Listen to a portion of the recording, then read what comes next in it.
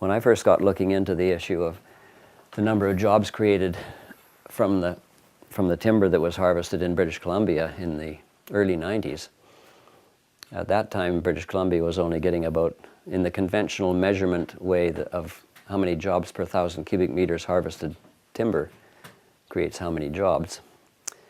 BC was less than 1 job per 1,000 cubic meters. The Pacific Northwest states was about 1.5. They were noticeably better than that, better than we were doing. Sweden, that was sort of the poster child country as far as good forest management was concerned, was getting, because of the things they did with the wood that they harvested in the country, was getting about 3 to 3.5 jobs per 1,000 cubic meters.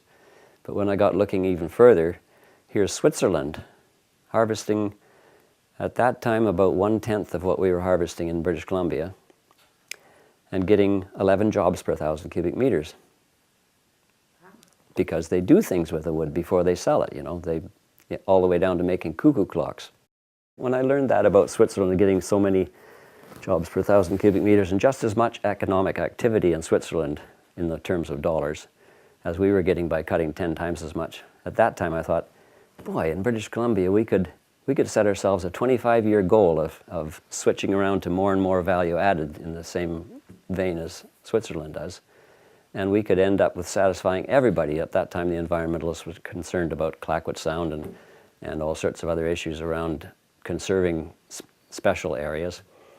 And if we were aiming over 25 or 50 years or whatever time period to reduce our cut down to 10% of what we were doing, there'd be satisfaction for all interests in the forests of British Columbia, plus a greater likelihood that the forests would be sustainable over the long haul.